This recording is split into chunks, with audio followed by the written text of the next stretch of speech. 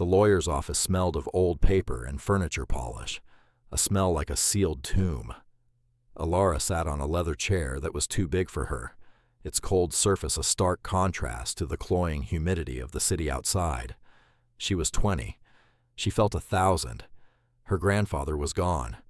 A sudden, quiet departure that had left a hole in the world, shaped exactly like him. He had been her only anchor since her parents had vanished from her life in their own separate ways. Now the anchor was gone, and she was adrift. Across the polished mahogany desk sat her Aunt Carol, a woman whose smile never quite reached her eyes. Carol's husband, Uncle Mark, stood behind her, a large, silent man who shifted his weight from foot to foot. They were her grandfather's only other family, his daughter, his son-in-law, and they had been waiting. "It's all very straightforward," the lawyer, Mr. Gable, said, his voice a dry rustle. He adjusted his glasses and looked at a document. Thomas left the house and all its contents, his savings and his investment portfolio to his daughter, Carol. Carol gave a small, sad sigh, a practiced sound of gentle bereavement that didn't fool Alara for a second. She had seen that same look on Carol's face years ago, when she'd explained why Alara couldn't live with them after her mother left. "Not enough room," she had said, from the doorway of her 4-bedroom house. Alara said nothing. She had expected this. Her grandfather had been a practical man, but he had grown distant in his final years, lost in a fog of grief and memory. It was easy to imagine Carol guiding his hand over paperwork, her voice a sweet poison in his ear. "He was a good man," Carol said, dabbing at a dry eye with the tissue. "He always wanted to provide for his family." Alara stared at the grain of the wooden desk. Provide for his family. The words hung in the air, thick and false. "Mister," Gable cleared his throat. "There is one other item, a codicil." He shuffled a smaller piece of paper. "To his granddaughter, Ilara Vance, he leaves the property at 14 B Sycamore Lane, in the town of Northwood." Carol's mask of grief slipped for a fraction of a second. A flicker of something sharp and unpleasant crossed her face before being smoothed away. "Ah, yes, the old workshop." She turned to Alara, her smile now dripping with pity. "It's not much, dear. I'm afraid it's just a basement. Part of an old commercial building he bought ages ago. Never did anything with it." "It's appraised at $1, Mr. Gable added, almost apologetically. "For legal transfer purposes. The assessment notes significant structural issues and flooding. The city has it marked as uninhabitable." $1. The words were a slap. All the years of scraped knees he'd patched, stories he'd read, the quiet way he'd slip a $20 bill into her pocket when she left his small, tidy apartment. All of that, reduced to a single, insulting dollar. "We would have had it condemned and demolished," Uncle Mark grunted, speaking for the first time. His voice was like gravel. "Costs money, though. This saves us the trouble." The cruelty was so casual, so breathtakingly simple. They weren't just taking everything. They were making sure she knew how little she was worth to them. Carol reached into her expensive handbag and pulled out a single, tarnished brass key. It was attached to a simple paper tag, the address written in her grandfather's familiar, blocky script. She slid it across the desk. It stopped a few inches from Alara's hand. "There you are," Carol said, her voice bright and final. "A place to call your own." It was a final twist of the knife. Alara was aging out of the transitional housing she'd been in for the last 2 years. In 1 month, she would have nowhere to go. An uninhabitable, flooded basement. It wasn't an inheritance. It was a joke. A cruel, bitter punchline. Alara looked at the key. She looked at her aunt's perfectly manicured fingers, the diamond ring that glittered under the office lights. She thought of her grandfather's hands, calloused and stained with wood varnish, but always so gentle. Without a word, she reached out and took the key. Its metal was cold against her palm. She closed her fingers around it, the sharp edges digging into her skin. She stood up. The leather of the chair sighed. "Thank you," she said. The words tasted like ash in her mouth, but she said them anyway. She would not give them the satisfaction of her tears. Not here. She walked out of the office, down the hushed, carpeted hallway, and into the oppressive heat of the afternoon. The key was a hard, solid weight in her hand. $1, a flooded room, a final insult. It was all she had left. The bus ride to Northwood was 5 hours long. 5 hours of watching the sprawling city dissolve into suburbs, then farmland, then the dense, tangled woods of the North Country. Alara sat with her forehead pressed against the cool glass, her backpack on the seat beside her. It contained everything she owned: a few changes of clothes, a worn copy of a book her grandfather had given her, a toothbrush, and the last $243 of her savings. Northwood was not so much a town as a crossroads, with a few buildings clinging to it. A gas station, a diner with a flickering sign, a hardware store, and a handful of houses. The bus hissed to a stop and left her in a cloud of diesel fumes. The air here was different. It smelled of pine and damp earth. Sycamore Lane was a half-mile walk from the bus stop. It wasn't a lane at all, but a dirt track that branched off the main road and disappeared into the trees. The farther she walked, the more the woods closed in. The track became rutted and overgrown. Then she saw it. Set back from the path, half swallowed by overgrown rhododendron bushes, was a long, low brick building. It looked like an old warehouse or a small factory from another era. Most of the windows were boarded up. A faded sign above a large garage door read, "Northwood Textile Mill, closed." Her grandfather had bought a piece of a failed factory. She walked around the side of the building, following a set of crumbling concrete steps that led down into the earth. At the bottom was a single, heavy-set door, its paint peeling to reveal dark, solid wood underneath. Beside it, painted crudely on the brick, were the numbers 14B. This was it. The air was thick with the smell of mildew and stagnant water. A dark, oily stain seeped from under the door, slicking the bottom step. She could hear it, a faint, constant dripping. Her hand trembled as she put the key in the lock. For a moment she imagined not turning it, just walking away, leaving the insult to rot in the dark. But where would she go? The lock was stiff from disuse and damp. She put her shoulder into it, gritting her teeth, and turned the key. There was a loud, grating click that echoed in the quiet woods. The sound of a tomb opening. She pushed the door. It resisted, scraping against a swollen jamb. She shoved harder, and it swung inward with a low groan. The darkness inside was absolute. The smell hit her like a physical blow, a thick, suffocating stench of rot, mold, and standing water. It was the smell of decay. She fumbled in her backpack for the small flashlight she'd had since she was a kid. She clicked it on. The beam cut a weak yellow circle through the oppressive black. Carol had not been exaggerating. The entire space was flooded. A sheet of black, still water stretched from wall to wall, maybe 1.5 feet deep. Floating on its surface were pale, ghostly things: a broken chair, scraps of wood, and unidentifiable clumps of debris. The walls were concrete block, streaked with dark veins of mold and moisture. The air was so heavy it felt like she was breathing water. Despair, cold and sharp, pierced through the numbness she'd been carrying for weeks. This was worse than a joke. It was a grave, a watery, forgotten hole. They had given her a place to drown. She swept the flashlight beam across the surface of the water. The space was large, bigger than she'd expected. A long rectangle, maybe 40 feet by 20. Thick concrete pillars stood in a line down the center, rising out of the black water like ancient monoliths. She almost turned away, almost closed the door and walked back to the main road, to stick out her thumb and go anywhere, nowhere. But something made her hesitate. The door. She shone the light on it. It wasn't a cheap, hollow core door. It was made of thick, heavy planks of some dark wood.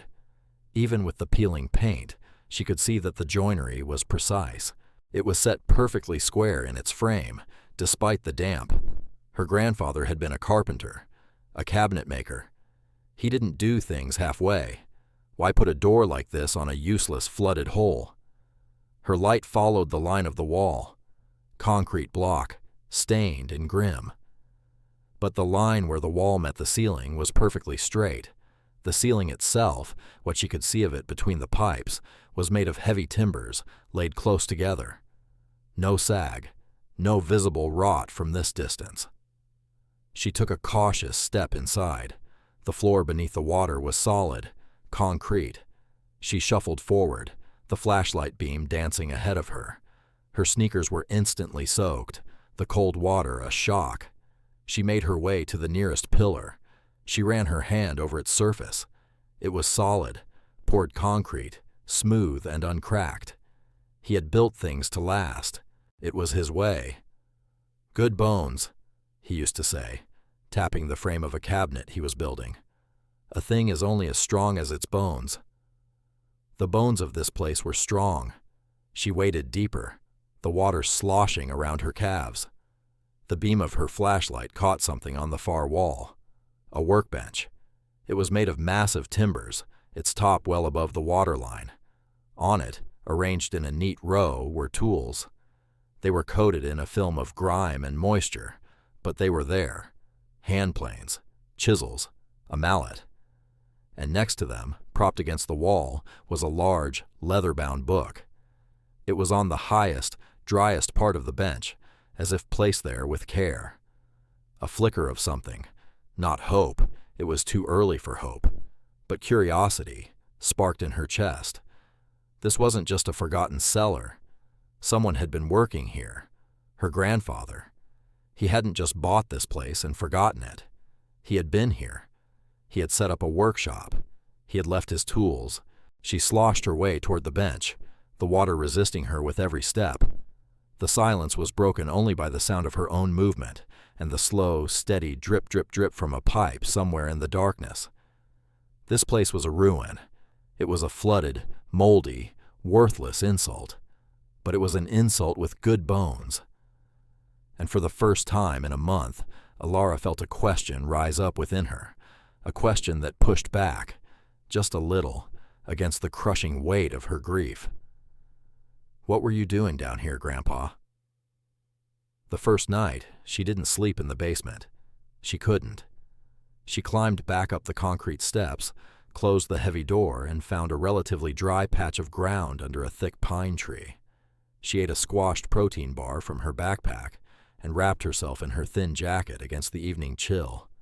The woods were filled with the sounds of crickets and the whisper of the wind. She was alone, but somehow it felt less lonely than the lawyer's office had. Morning came, gray and damp. The first problem was the water. It had to go. She had $243, a sump pump. She didn't even know how much one cost. She walked the half-mile back to the main road. The hardware store was called Henderson's Hardware. Its windows were crammed with everything from paint cans to fishing lures. A small bell chimed as she pushed the door open. The air inside smelled of metal, sawdust, and oil, a clean, practical smell. It was the smell of her grandfather's workshop. The store was a labyrinth of tall shelves and narrow aisles. From behind a counter at the back, a man looked up. He was older, with a fringe of white hair and kind, tired eyes behind wire-rimmed glasses. "Help you?" he asked. His voice was gentle. I think I need a sump pump," Alara said, feeling small and out of place. The man, Mr. Henderson, nodded slowly. "Got a flooded basement?" "Yes." "Lot of that around here with the spring thaw. How deep?" "1.5 feet, maybe 2. He whistled softly. "That's a fair bit. You'll want something with a good motor." He led her down an aisle to a row of pumps. He pointed to a sturdy-looking red one. "This one's reliable, cast iron, won't quit on you, but it's not cheap." He named a price, $210. It would leave her with almost nothing. She felt a knot of panic tighten in her stomach.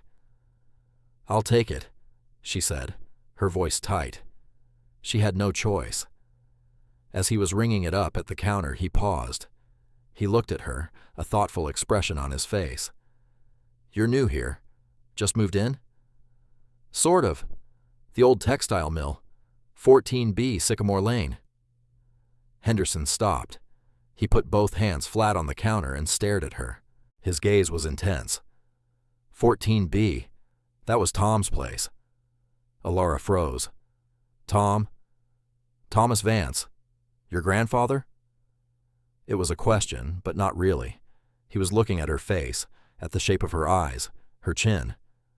"You've got his eyes. I'm Bill Henderson. I knew your grandfather for 30 years. Alara didn't know what to say. The world suddenly felt a little smaller, a little less hostile.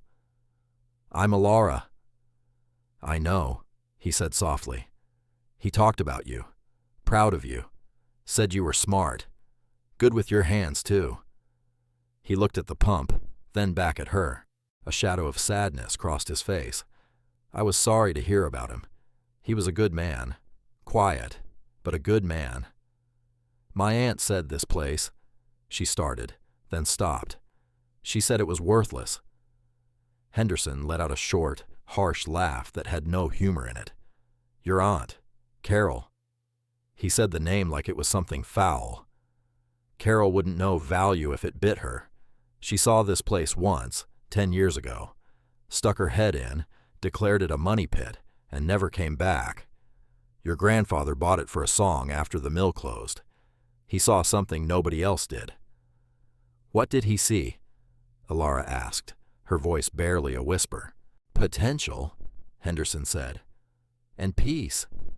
His wife, your grandmother, had just passed. His daughter, well, Carol was Carol. He needed a place to put his hands to work. A place that wouldn't talk back." He leaned forward, his voice dropping. "He poured a new foundation under that whole section, reinforced the columns, put in a new door. He was turning it into something. For you. For her." The words struck her with the force of a physical blow. "He told me once," Henderson continued, his eyes distant with memory, "a thing isn't ruined just because it's broken, Bill. It just needs a patient hand." He looked at Alara, really looked at her. He was talking about the basement, but I think he was talking about other things too. He cleared the price on the cash register. He typed in a new number, a much smaller number. "Contractor's discount," he said, not meeting her eye. "For Tom's granddaughter." He paused. "You'll need a heavy-duty extension cord and a good discharge hose. No charge." Tears pricked at Alara's eyes. She blinked them back fiercely. "Thank you." "Don't thank me," he said, his voice gruff. "Your grandfather helped me out of a bind once, a long time ago. Never let me pay him back. Just call it settling an old debt." He finished bagging the smaller items.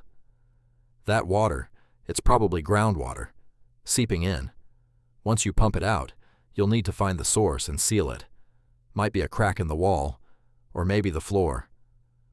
Alara nodded, trying to absorb the information. "Seal it, one step at a time. First, get the water out." "He kept journals," Henderson added as she picked up the heavy box. "Wrote everything down. Meticulous man. If you want to know what he was doing, what his plan was, you find those journals." The leather-bound book on the workbench. "I think I know where they are," she said. Carrying the heavy pump back to the woods felt different. It was still a burden, but it was a hopeful one. It was a tool, not a tombstone. Back in the dark, damp basement, she set to work. She plugged the extension cord in at an outdoor outlet she'd found near the main building's service panel. It was live. She ran the cord down the steps, her heart pounding. She attached the hose to the pump and ran it up the stairs and away from the foundation.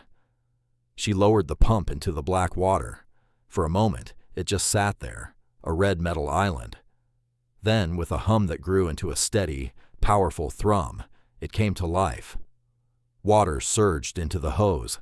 She watched as a thick stream of it began gushing out onto the dirt path above. The pump hummed. The water level began to drop, inch by inch. It took the rest of the day and most of the night. Elara sat on the top step, wrapped in her jacket, listening to the constant, reassuring hum of the motor.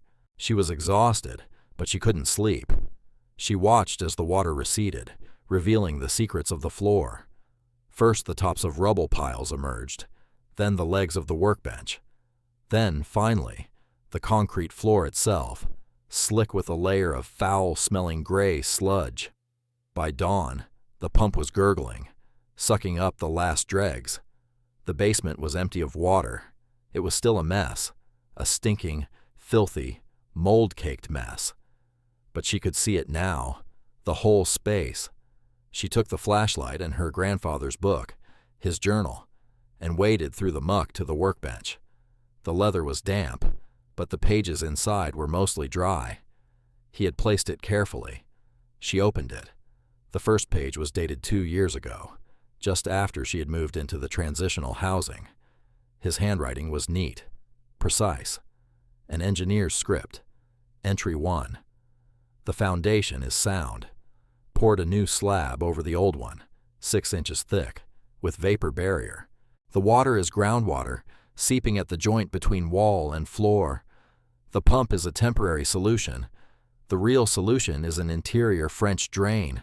A lot of work. But a thing isn't ruined just because it's broken. Elara ran her fingers over the words. A French drain. He had known how to fix it. He had a plan. She turned the page. It was a detailed drawing of the basement, with measurements and notes. And in the corner, a title. Project Elara's Haven. A sob caught in her throat, raw and sudden. It wasn't an insult. It wasn't a worthless hole. It was a project. It was a haven. It was a secret gift he never got to finish. She sat there on the grimy workbench, in the cold, stinking dark, and she wept. She wept for her grandfather. She wept for his love, so quiet and so deep. And she wept for the work that lay ahead, because now she had a plan too. She would finish it. The work began with a shovel. The floor was coated in a thick layer of sludge, a foul-smelling sediment left by years of standing water. It was back-breaking labor, shovel, scrape, and haul. She found a wheelbarrow with a rusted-out bottom near the main building and patched it with a piece of scrap metal and some screws from the workbench. Hour after hour, she filled the wheelbarrow with the heavy, wet muck and pushed it up a makeshift ramp she built from old planks. Her muscles screamed. Her hands, soft from city life, were raw and blistered by the end of the first day. But with every square foot of concrete she cleared, she felt a grim satisfaction. She was claiming the space, taking it back from the rot. At night, she read the journal by flashlight. Her grandfather's voice emerged from the pages, calm and methodical. He had documented everything. Entry 12. Framed the north wall for insulation and drywall. Used steel studs. Wood would rot. Must build for the damp. Ordered a vapor barrier membrane from a supplier in the city. The best quality. Nothing less. Entry 23. The electrical panel is a disaster. Old wiring, dangerously frayed. We'll need to run all new conduit and pull new wire. A job for a clear head. We'll start tomorrow after a good night's sleep. Interspersed with the technical notes were other entries. Entry 17. Spoke to Elara on the phone today. She sounds tired. This city life is hard on her. She tries to be brave, but I can hear it. I wish I could tell her about this place. Not yet. A surprise should be complete. Entry 31. Carol called. Asked about my will. Told her everything was in order. She doesn't understand that some things of value can't be sold. Elara would read until her eyes burned, then curl up in her sleeping bag on a cleared patch of concrete. The journal clutched to her chest. The basement was her world now. The smell of damp earth and concrete was home. After 3 days of shoveling, the floor was clear. It was a vast expanse of gray concrete, stained and uneven in places, but solid. She found the source of the leak, just as her grandfather had predicted, a long, thin crack where the floor met the west wall. Water seeped from it, slow but constant, creating a small puddle that the sump pump dutifully sucked away every few hours. The French drain. The journal had detailed diagrams. It involved a jackhammer. She had $33 left. A jackhammer was out of the question.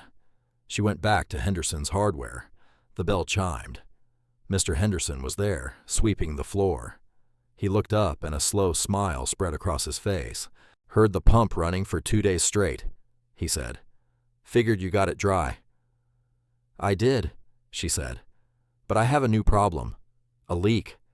The journal says I need to install a French drain." "That's a big job," he said, leaning the broom against a shelf. "Means cutting a channel in the concrete, laying perforated pipe, backfilling with gravel. Where's the leak?" "Along the west wall." He stroked his chin. "That wall is below grade, faces the hill. Makes sense. You'll need a concrete saw or a jackhammer. And you'll need to pay for it." He looked at her, his expression kind but direct. He knew she didn't have the money. Ilara's shoulders slumped. It felt like hitting a wall, a concrete wall. "But," he said, holding up a finger, "you need a job more than you need to rent a tool." She looked at him, confused. "I'm getting old," he said. "My back isn't what it used to be. I need someone to unload deliveries, stock shelves, mix paint. Someone strong, who isn't afraid of work. It's not much, minimum wage, but it's a start." Ilara stared at him. A job. It was a lifeline. "Yes," she said, her voice thick. "Yes, thank you." "Start tomorrow morning, 8 sharp, he said. "And about that jackhammer, I got an old electric one in the back. Been sitting there for years. You can borrow it. You break it, you bought it." "I won't break it," she said. He nodded. "I know. You're Tom's granddaughter." The work settled into a rhythm. Mornings at the hardware store, stocking shelves, learning the difference between lag bolts and carriage bolts, the names of customers, the stories of the town. Afternoons and evenings in the basement, under the harsh glare of a single work light she'd bought with her first paycheck. The jackhammer was a beast. It was heavy, loud, and shook her entire body, but she learned to control it. She followed the pencil line she'd drawn a foot from the wall, cutting a neat channel in the concrete her grandfather had poured. It was slow, brutal work. Dust filled the air, coating everything in a fine gray powder. She bought the pipe and gravel at cost from Henderson's. She laid the perforated pipe, covered it with landscape fabric, and shoveled in tons of gravel, 1 bucket at a time. Then she mixed concrete by hand in a wheelbarrow and poured a new, smooth surface over the channel. The day she finished, she stood back, covered in sweat and concrete dust, and watched. The corner where the puddle used to form was dry. The sump pump was silent. She had done it. She had fixed the water. A thing isn't ruined just because it's broken. That evening, as she was cleaning her tools, she heard a sound from the top of the stairs, a soft meow. She looked up. A scruffy orange cat was peering down at her, its tail twitching.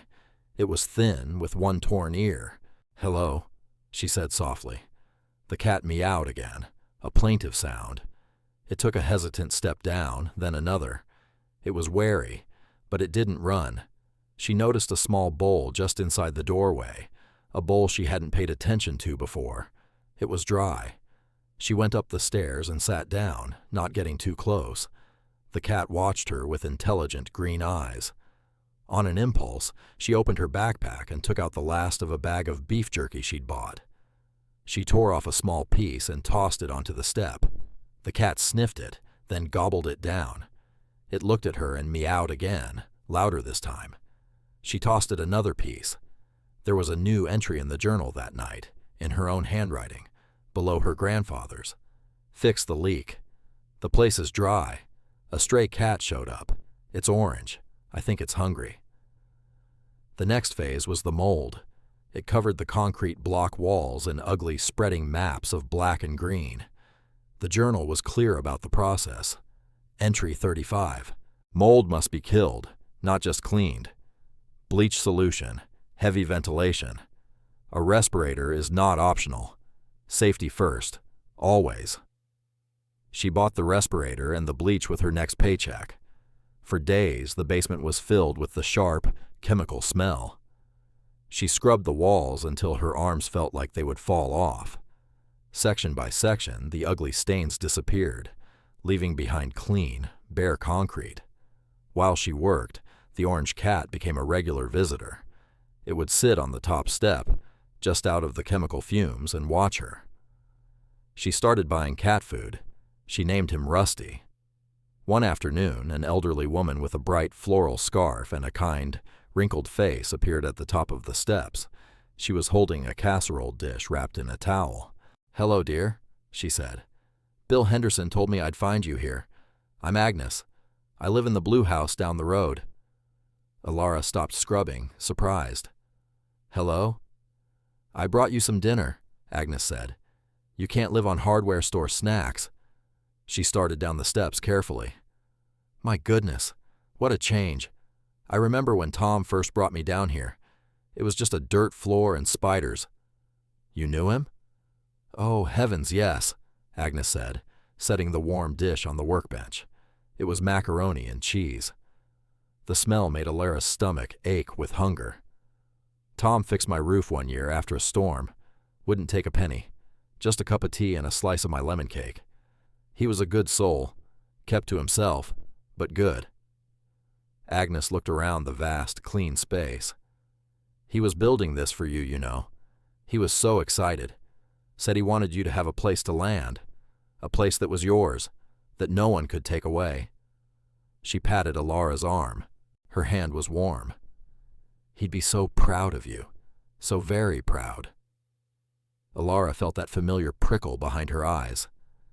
"I'm just following his instructions," she said, gesturing to the journal. "That's the best way to honor a craftsman," Agnes said with a nod. "By respecting the craft." She spotted the cat, who was now rubbing against Alara's legs. "Ah, and there's Marmalade. Tom would be happy to see he's come back." "His name is Marmalade?" Alara asked. "That's what Tom called him. He was a stray Tom started feeding. He disappeared after. Animals know." So Rusty, Marmalade, was another piece of him, another part of the legacy. Agnes started visiting every few days, always with food. A stew, a freshly baked loaf of bread, a jar of jam. She would sit on a stool Alara had cleaned up and tell her stories about her grandfather, about the town. She filled in the gaps, painting a picture of the man Alara had only known in fragments. With the walls clean, the next step was sealing them. The journal recommended a specific type of waterproof paint, a thick, elastomeric coating that would act as a final barrier against any moisture. It was expensive. Alara worked extra hours at the store. She took on a weekend job cleaning the diner before it opened. She saved every penny. She ate Agnes's casseroles and worked. The basement was slowly transforming. With each completed task, it felt less like a cellar and more like a space. Her space. The work was hard, but it was honest. Her hands were no longer soft. They were calloused and capable, stained with paint and grease. They were hands that could build things. One day, while she was hauling buckets of drywall compound from the delivery truck into the hardware store, a familiar car pulled up. It was her Aunt Carol's pristine luxury sedan. Alara froze, a bucket in each hand. Carol got out, followed by her son, Mark. He was a few years older than Alara, with a weak chin and his father's hulking frame. He wouldn't meet her eyes. Carol's gaze swept over Alara's work clothes, the paint-splattered jeans, the worn t-shirt, the steel-toed boots. A look of faint disgust crossed her face. Well, Carol said, her voice like ice chips. "Look at you, playing the part of the happy little worker." Alara said nothing. She set the buckets down. "We were in the area," Carol continued, a predatory gleam in her eye. "Thought we'd check on my property." "Your property?" Alara asked, her voice quiet. "The mill, dear. The land it's on. We've had an offer, a developer. They want to tear down this old ruin and put up condos. A very generous offer." The air went cold. Condos. Tear it down. "They'll need to clear the whole parcel," Carol said, gesturing vaguely toward the basement entrance, "including that little hovel of yours. Of course, since it's condemned, it has no value, but the developer is willing to give you $1,000 for your trouble, to vacate." $1,000? It was more money than she had ever had at one time. A month ago, she would have taken it and run. But a month ago, she hadn't cleared the sludge. She hadn't cut the concrete. She hadn't found the journal. "No," Alara said. Carol's smile tightened. "Don't be foolish, Alara. It's a flooded hole in the ground. Take the money." "It's not flooded anymore," Alara said, her voice steady. A flicker of surprise, then annoyance on Carol's face. "Don't be difficult. The sale is going through. You don't have a choice. Your little apartment is part of the larger parcel that I own. You have tenants' rights at best. The $1,000 is a courtesy." This was it. The moment she had been dreading and preparing for, all at once. She took a deep breath. She thought of the journal, of her grandfather's careful script. Entry 4, filed the subdivision paperwork with the county clerk today. 14B. Sycamore is now a separate legal parcel, a condominium of one. The deed is recorded. They can't touch it. It will be hers, free and clear. "You're mistaken," Alara said, her voice gaining strength. 14B is not part of your parcel. It was legally subdivided 2 years ago. It's its own property, with its own deed. Carol stared at her, her mouth slightly open. "What? That's impossible. It's a basement." "It's a condominium unit," Alara said, the legal term feeling strange and powerful on her tongue. "My grandfather was very meticulous. I have the deed. It's all filed with the county." Carol's face went from shock to fury. The mask was gone completely. "You're lying. He would have told me." "Why?" Alara asked simply. "So you could have found a way to take it? Like you took everything else?" For a moment, Carol was speechless. She turned to her son. "Mark, do something." Mark shifted his weight, looking miserable. "Mom, if she has the deed." "She's a child. She doesn't know what she's talking about," Carol shrieked, her voice shrill. Just then, the door to the hardware store opened, and Mr. Henderson stepped out. He stood next to Alara, his arms crossed. He didn't say a word, just looked at Carol with cold, quiet disapproval. Carol looked from Alara's determined face to Henderson's stony one. She was a woman used to getting her way, but something had shifted. The ground beneath her feet was no longer stable. She pointed a trembling finger at Alara. "This isn't over. My lawyer will be in touch. You will not ruin this for me." She spun around, got back in her car, and slammed the door. Mark gave Alara one last, guilty look before scrambling into the passenger seat. The expensive car spit gravel as it sped away. Alara stood there, her heart hammering in her chest. Her hands were shaking. "You all right?" Mr. Henderson asked gently. She nodded, letting out a shaky breath. "I think so." "Good," he said. A slow, proud smile spread across his face. "That was well done. Tom would have enjoyed that." He looked at the buckets on the ground. "Let me give you a hand with these." As they carried the heavy buckets into the store, Alara felt a new kind of strength settle in her bones. It wasn't just the strength of her muscles. It was the strength of knowing she was standing on her own ground. Ground she had fought for, ground she had earned. The haven was safe. For now. And the work continued. The confrontation with Carol lit a fire in her. The threat wasn't gone, just delayed. Alara knew her aunt's greed wouldn't be so easily defeated. She would need more than just her word. She'd need proof, indisputable and ironclad. The deed. The journal mentioned it was recorded, but where was the physical copy? That night, she didn't work on the walls. She sat at the workbench with the journal, a mug of Agnes's tea steaming beside her, and she read. She wasn't just looking for instructions anymore. She was hunting for a clue. She paged through entries on wiring diagrams and plumbing schematics. Her grandfather's mind was a fortress of practical details. Entry 41. The main water line needs a new shutoff valve. Brass, not plastic. Never trust plastic. Entry 52. Must remember to leave clearance for the water heater. A tankless model would be more efficient, but the electrical service might not support it. Need to run the load calculation again. Then she found it. Tucked into the back of the book, in a pocket she hadn't noticed before, was a small, folded piece of oilcloth. Inside was a key. Not a door key, but a small, flat key for a lockbox. With it was a slip of paper.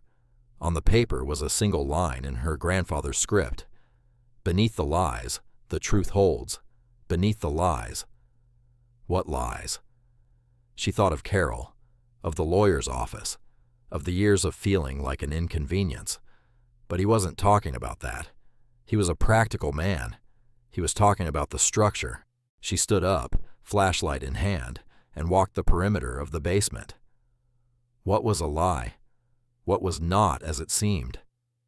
Her light fell on the steel studs he had installed along the north wall. She ran her hand over them. They were cold and solid. She moved to the east wall, the original concrete block she had scrubbed and sealed. Then the west wall, where she had built the French drain. Finally, she came to the south wall, the one with the workbench against it. It was concrete block, just like the others. She had cleaned it, sealed it. It looked the same, but as she ran her hand along it, her fingers brushed against something, a seam. She shone the light directly on it. It was a hairline crack, almost invisible, but it wasn't a crack from damage. It was straight, too straight. It formed a perfect rectangle, about 3 feet wide and 2 feet tall, a few inches above the floor. It was a lie. It was made to look like the rest of the wall, textured and painted, but it was a panel, a hidden door. Her heart began to pound. She searched the edges. No handle, no hinges. How did it open? She pushed on it. Nothing. She tried to pry at the edges with a chisel, but it was too tight. She went back to the workbench and stared at the key. It wasn't for a door in the wall. It was for a box. Where was the box? She let her eyes scan the room again, trying to see it with her grandfather's mind. A secret should be hidden in plain sight. Something you see every day but never truly look at. Her gaze fell on the concrete support pillars that ran down the center of the room. They were solid, functional. She had cleaned them but paid them little mind. She walked to the one nearest the workbench. It was just a square column of poured concrete. Or was it? She ran her hands over its surface. On the side, facing away from the door, her fingers found a small, almost imperceptible indentation. It was a keyhole. A tiny, flat keyhole, disguised as a pockmark in the concrete. With a trembling hand, she inserted the small key. It fit. She turned it. There was a soft, well-oiled click. She looked at the hidden panel in the wall. Nothing had happened. Confused, she turned back to the pillar. She pushed on the area around the keyhole. A small section of the concrete, no bigger than a brick, pivoted inward, revealing a small, dark cavity. Inside was not a box. It was a single, simple toggle switch, an electrical switch. She hesitated for only a second. Her grandfather was a meticulous planner. This was a sequence, a puzzle. She flipped the switch. With a low hum, a section of the track lighting her grandfather had installed flickered on, illuminating the south wall, and then, with a quiet whir of an electric motor, the hidden panel in the wall retracted smoothly inward and slid to the side, revealing a dark, copper-lined cavity. It was a wall safe, a custom-built, perfectly concealed wall safe. Inside, resting on a copper shelf, was a metal lockbox. Alara lifted it out. It was heavy. On top was an envelope with her name on it. She sank onto a nearby stool, the box on her lap. She opened the envelope first. It was a letter. From him.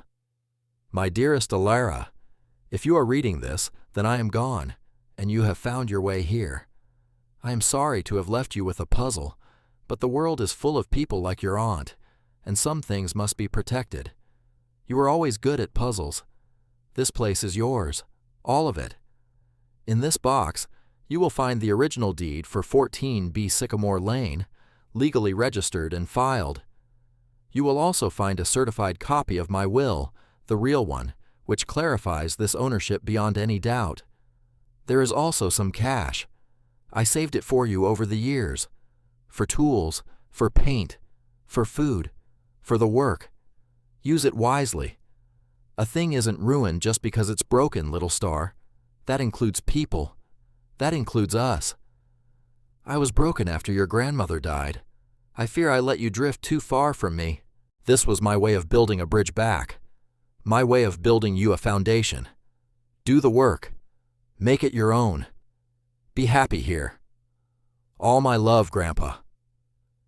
Tears streamed down her face, dripping onto the dusty concrete floor. She opened the box. Inside, just as he'd said, was the deed, official and stamped. A copy of a will, notarized and clear. And beneath them, stacks of cash. $100 bills, neatly wrapped.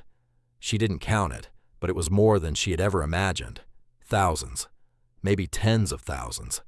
It was the money for the tankless water heater, for the drywall, for the flooring. It was the money for a real life. She sat there for a long time, the letter in her hand, the open box on her lap, and the quiet hum of the work light her only companion. The cat, Marmalade, patted over and rubbed against her leg, purring loudly. The next morning, Alara took the deed and the will and walked into town. Not to the hardware store, but to the small law office she'd seen next to the diner. She made an appointment. She showed the young, sharp-eyed lawyer the documents. This is airtight, the lawyer said after reviewing them. The property is yours, free and clear. If your aunt's legal counsel contacts you, you refer them to me. They don't have a leg to stand on. Walking out of that office, Alara felt taller. The fear of Carol was gone, replaced by a cold, hard certainty. She had the truth on her side. The truth, written in her grandfather's hand and sealed in a copper box. The money changed the pace of the work. She no longer had to hoard every dollar. She could buy what she needed. She still worked at Henderson's. The routine grounded her, and she liked the work. But now her paychecks went into a bank account, not directly to materials. She followed the journal's plans. She bought the steel studs and framed the remaining walls. She ran new electrical wiring through metal conduit, just as the diagram showed. Mr. Henderson showed her how to use a pipe bender, his gnarled hands guiding hers until she could make perfect, clean bends. Tom would be impressed, he'd grunted. You're a natural. She installed insulation, thick bats of it that deadened the sound and promised warmth. And then came the drywall. Hanging the heavy sheets on the ceiling was the hardest part. She rented a drywall lift, but it was still awkward, punishing work. One Saturday, as she was struggling to position a sheet, a figure appeared at the bottom of the steps. It was Mark, her cousin. He was alone. He looked thinner, and the expensive clothes he wore were rumpled. "What do you want?" Alara asked, her voice flat. She didn't have the energy for another confrontation. Mark didn't answer right away. He just looked at the vast, bright space, at the newly framed walls and the neat stacks of materials. He looked at the work. "Mom's lawyer called," he said finally, his voice low. He told her she had no claim. The developer pulled their offer. She's not taking it well. He kicked at a pebble on the floor. She blames me. Says I should have been tougher with you. Elara just looked at him. She waited. I saw the deed, he mumbled. The copy you sent. And the will. He really did it. He really cut us out. He didn't cut you out, Elara said, her voice sharp. He gave you the house you grew up in. The investments, the savings. He left me a basement he had to rebuild from the ground up. Mark had the grace to look ashamed. I know. It's just, Mom always saw this whole property as one thing, her inheritance. He looked around again. I got fired. My dad's business is struggling. Mom, she went a little crazy with the money. Assumed the condo deal was done. There was a pathetic sort of justice in it. The casual cruelty of their wealth had been built on a foundation of sand. Why are you here, Mark? Elara asked again. He looked at the drywall lift, at the heavy sheet of plasterboard teetering on it. Looks like you could use a hand, he said. She stared at him, suspicion warring with exhaustion. Why? I don't know, he said, shrugging. He looked lost. I wanted to see it, what he was building, and maybe do something that wasn't for money. He met her eyes for the first time. There was no guile there, just a deep, hollow weariness. I can go if you want. Elara thought for a long moment. She thought of her grandfather's words. A thing isn't ruined just because it's broken. That includes people. Mark was broken, weak and spoiled, but broken all the same. Fine, she said, her voice clipped. The other end of the lift. When I say so, crank it up. Slowly. He nodded, a flicker of surprise and relief on his face. He went to the crank. They worked in silence for the rest of the day. They hung the rest of the ceiling panels and started on the walls.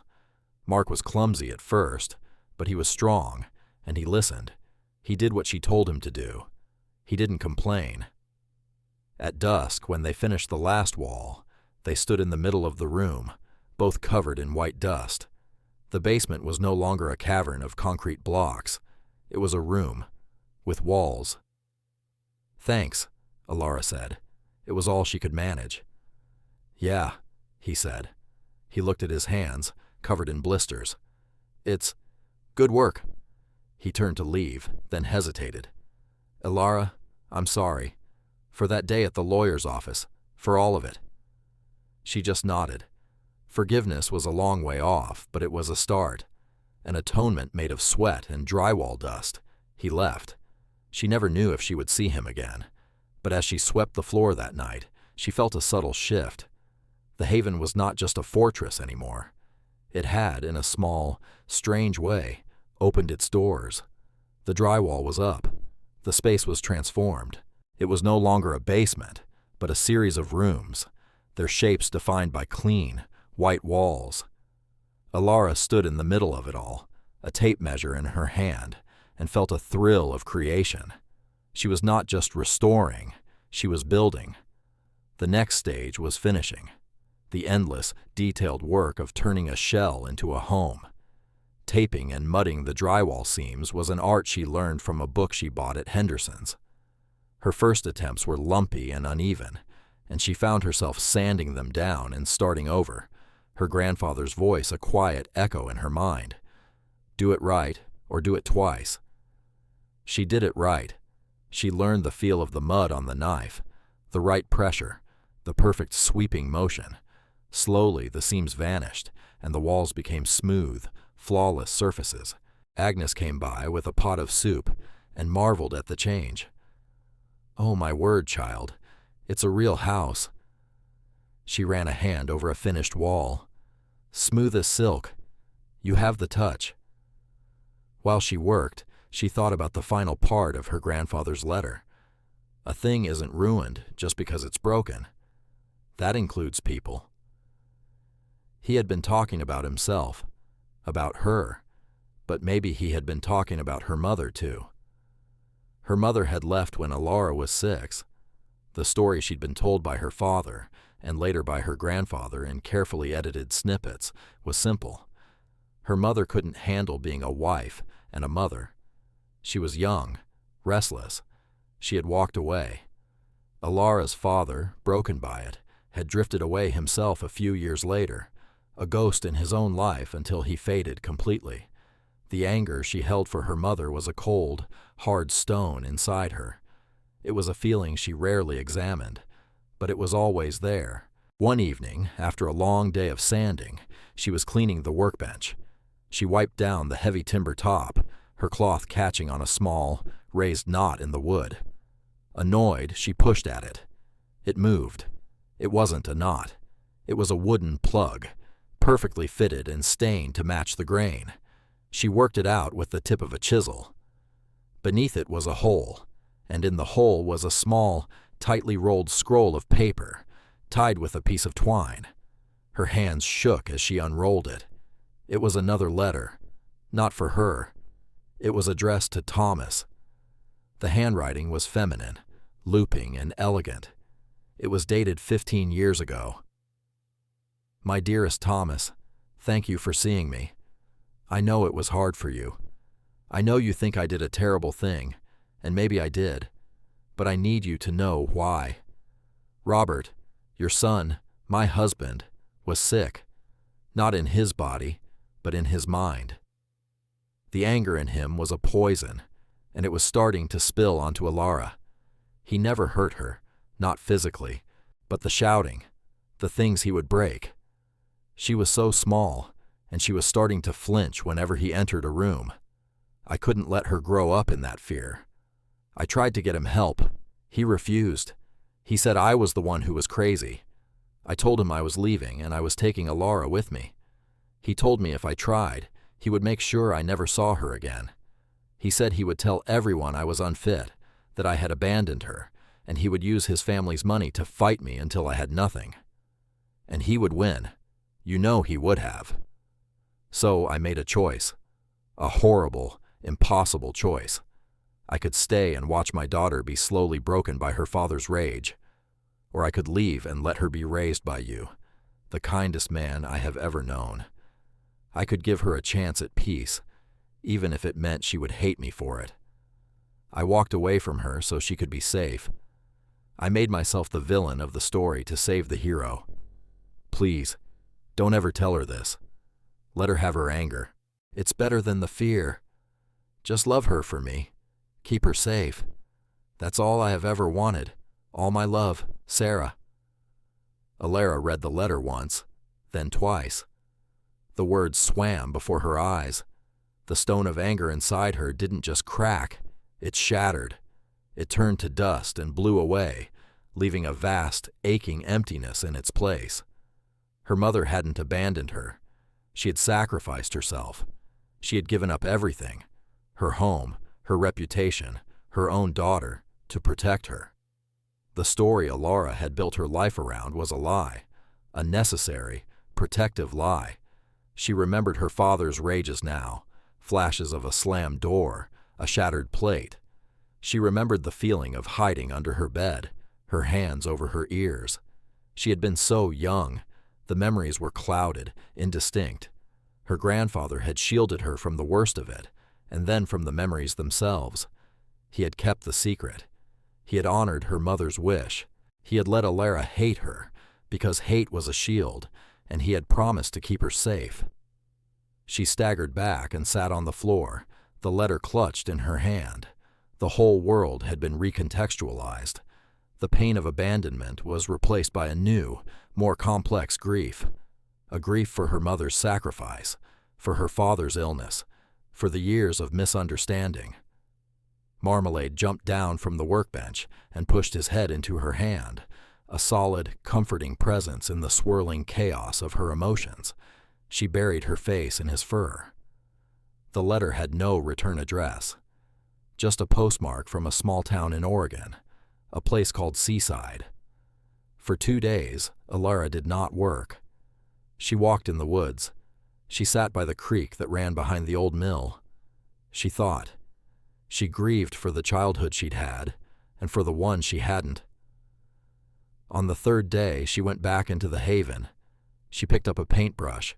The walls needed primer. The work was still there. It was waiting. She painted the walls a soft, warm white, the color of clean slates and new beginnings. As she worked, an idea began to form, a quiet, terrifying idea. She bought a box of stationery. That night, at the workbench that had given up its final secret, she began to write. Dear Sarah, I don't know if this will ever find you. I am writing to an address I found in an online directory for a woman with your name in Seaside, Oregon. It's a long shot. My name is Alara Vance. I am your daughter. Grandpa Tom passed away a few months ago. He left me a place he was building. I've been finishing it. Today, I found a letter you wrote to him. I'm not writing to ask for anything. I'm not writing to make you feel guilty or to ask you to come back. I am writing to say thank you. Thank you for saving me. I understand now. I am safe. I am happy. And I am not afraid. I hope you found peace, too. Alara. She folded the letter, put it in an envelope, and addressed it. The next morning, on her way to the hardware store, she mailed it. She didn't know if she would ever get a response. It didn't matter. The act of sending it was enough. She had taken control of the story. She had closed the circle. The work felt different after that, lighter. She chose a dark, durable laminate for the floors, clicking the planks together with satisfying snaps. She installed baseboards, cutting the angles with a miter saw Mr. Henderson had taught her to use, fitting them together in perfect, seamless corners. She designed the kitchen herself, based on a rough sketch in her grandfather's journal. Simple, shaker-style cabinets, a deep farmhouse sink. She built the cabinet boxes herself from high-grade plywood and ordered the doors from a catalog. The bathroom was her masterpiece. She learned how to tile, laying down a floor of dark gray slate and tiling the shower with classic white subway tile. She sweated new copper pipes, the flame of the torch hissing in the quiet, her hands steady. She installed a toilet, a vanity, a mirror. One day, Mr. Henderson delivered the tankless water heater she had ordered. He helped her mount it on the wall. Tom always wanted one of these, he said, tapping the sleek metal box. Said it was the future. He looked around at the nearly finished space, the painted walls, the finished floors, the kitchen cabinets waiting for their countertops. This is more than a haven, Alara. It's a home. You built a home. She had. Out of a flooded, forgotten hole, with her own two hands, she had built a home. The final project was the front door, the heavy, solid door her grandfather had built. The paint was peeling, and the wood was weathered. She stripped it down to the bare wood, a beautiful, rich mahogany. She sanded it for hours until it was as smooth as glass. She stained it a deep, warm color and applied 6 coats of marine varnish, rubbing it down with fine steel wool between each coat until the finish was deep and lustrous. She polished the old brass hardware until it gleamed. The day she rehung the door was a bright, cool autumn afternoon. Agnes came over and Mr. Henderson closed the store early. They stood back and watched as she fitted the final pin in the top hinge. She stepped back. The door glowed in the afternoon light. It was a beacon, a statement. "It's finished," she said, her voice quiet. Agnes had tears in her eyes. "Oh, Thomas," she whispered, "if you could only see it." Alara opened the door. It swung inward silently on its well-oiled hinges. She gestured for them to come in. She gave them the grand tour. They walked on the new floors, ran their hands over the quartz countertops she'd had installed last week, marveled at the bright, clean bathroom. The space was filled with light from the new, larger windows she'd had put in, replacing the old glass blocks. It was warm and dry and quiet. It was safe. That evening, after they had left, Alara sat on the small stone patio she had built just outside the door. Marmalade was curled in her lap, his purr a rumbling engine. The air was crisp, smelling of wood smoke and fallen leaves. She had a small savings account, a part-time job she enjoyed, a home that was hers, that no one could ever take from her. She had friends, a found family. A car pulled down the dirt track and stopped. It wasn't a luxury sedan. It was an old, beat-up hatchback with an Oregon license plate. A woman got out. She was older, with lines of worry and laughter around her eyes. Sarah's eyes. She stood there for a moment, looking at the glowing front door, at the young woman sitting on the patio. She looked hesitant, uncertain, afraid. Elara stood up, her heart in her throat. Marmalade jumped from her lap and trotted over to the woman, rubbing against her leg as if greeting an old friend. Elara took a breath. She smiled, a real, genuine smile. She walked to the door and pushed it all the way open. The haven held. The door was open.